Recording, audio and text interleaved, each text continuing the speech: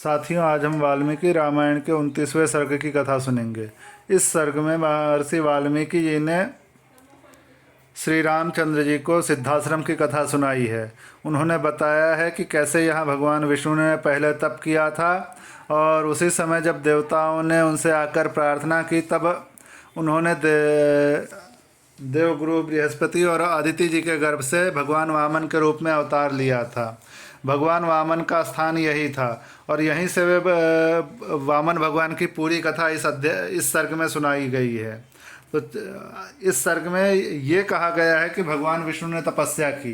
तो लोगों को प्रश्न होगा कि भगवान विष्णु किसकी तपस्या करने लगे, भगवान विष्णु को तपस्या की क्या आवश्यकता पड़ गई।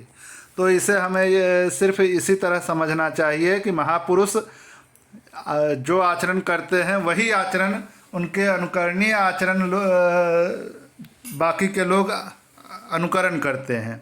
तो भगवान केवल तपस्या करने की शिक्षा देने के लिए तपस्या कर रहे थे, तो हमें इसी तरह इसे समझना चाहिए। तो चलिए 29वें सर्ग की कथा सुनते हैं। श्री सीतारामचंद्राभ्याम नमः। श्रीमद् वाल्मीकि रामायणम बालकांडम 29 सर्ग।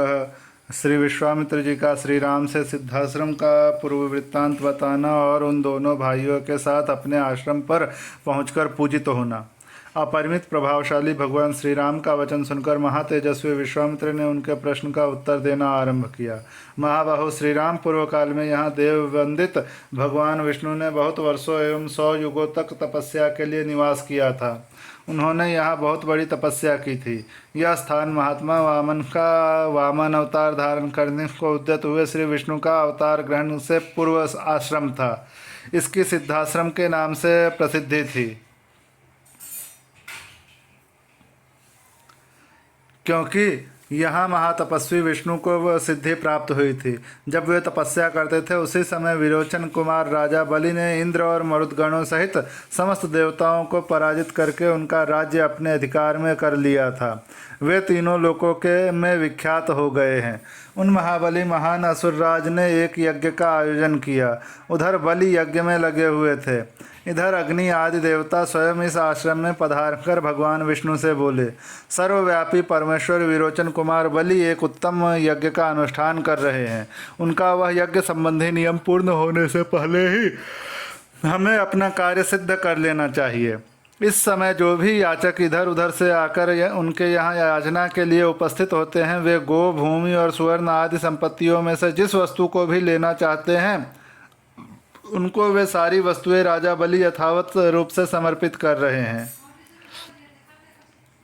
अतः विष्णु, आप देवताओं के हित के लिए अपनी योग माया का आश्रय ले वामन रूप धारण करके उस यज्ञ में जाइए और हमारा उत्तम कल्याण साधन कीजिए। श्री राम इसी समय अग्नि के समान तेजस्वी महर्षि कश्यप धर्मपत्नी अदिति के साथ अपने तेज से प्रकाशित होते हुए वहां आए। वे 1 सहस्त्र दिव्य वर्षों तक चालू रहने वाले महान व्रत को अदिति देवी के साथ ही समाप्त करके आए थे। उन्होंने वरदायक भगवान मधुसूदन की इस प्रकार स्तुति की। भगवान, आप तपोमय हैं, तपस्या की राशि हैं, तप आपका स्वरूप है, आप ज्ञान स्वरूप हैं। मैं आप भली भांति तपस्या करके उसके प्रभाव से आप पुरुषोत्तम का दर्शन कर रहा हूँ। प्रभो, मैं इस सारे जगत को आपके शरीर में स्थित देखता हूँ। आप अनादि हैं। देश काल और वस्तु की सीमा से परे होने के कारण आपका इदिमित्थम रूप से निर्देश नहीं किया जा सकता। मैं आपकी शरण में आया हूँ। कश्यप जी के सारे पाप धुल गए थे। भगवान श्री हरि ने अत्यंत प्रसन्न होकर उनसे कहा, महर्षि, तुम्हारा कल्याण हो। तुम अपनी इच्छा के अनुसार कोई वर मांगो, क्योंकि तुम मेरे विचार से वर पाने के योग्य हो।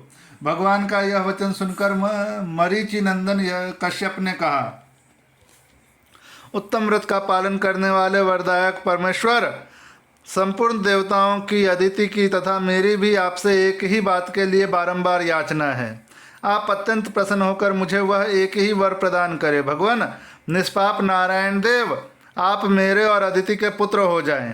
असुर सूदन, आप इंद्र के छोटे भाई हों और शोक से पीड़ित हुए इन देवताओं की सहायता करें।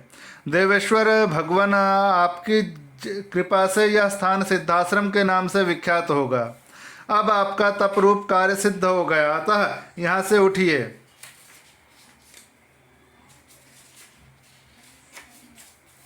तदनंतर महातेजस्वी भगवान विष्णु अदिति देवी के गर्भ से प्रकट हुए और वामन रूप धारण करके विरोचन कुमार बलि के पास गए।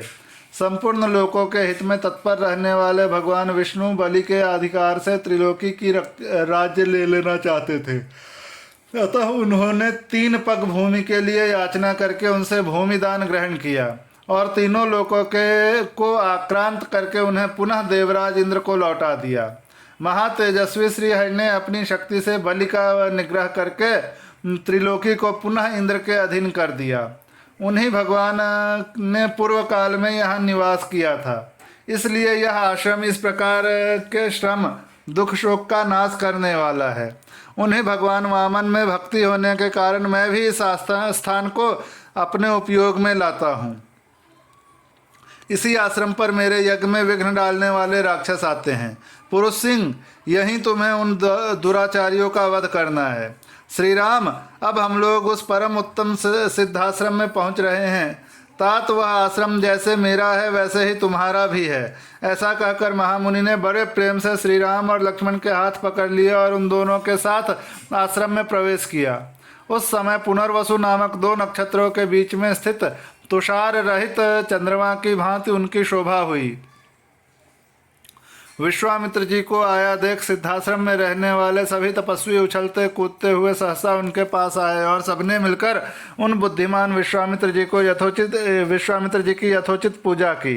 इसी प्रकार उन्होंने उन दोनों राजकुमारों का भी अतिथि सत्कार किया। 2 घड़ी तक विश्राम करने के बाद रघुकुल को आनंद देने वाले शत्रुदमन राजकुमार श्री राम और लक्ष्मण हाथ जोड़कर मुनिवर विश्वामित्र से बोले, मुनिश्रेष्ठ, आप आज ही यज्ञ की दीक्षा ग्रहण करें, आपका कल्याण हो। यह सिद्धाश्रम वास्तव में यथा नाम तथा गुण सिद्ध हो और राक्षसों के वध के विषय में आपकी कही हुई बात सच्ची हो। उनके ऐसा कहने पर महातेजस्वी महर्षि विश्वामित्र जितेंद्रिय भाव से नियम पूर्वक यज्ञ की दीक्षा में प्रविष्ट हुए। वे दोनों राजकुमार भी सावधानी के साथ रात व्यतीत करके सवेरे उठे और स्नान आदि से शुद्ध हो प्रातः काल की संध्योपासना तथा नियम पूर्वक सर्वश्रेष्ठ गायत्री मंत्र का जप करने लगे। जब पूरा होने पर उन्होंने अग्निहोत्र करके बैठे हुए विश्वामित्र जी के चरणों में वंदना की। इस प्रकार श्री वाल्मीकि निर्मित आर्ष रामायण आदि काव्य के बालकांड में 29वां सर्ग पूरा हुआ।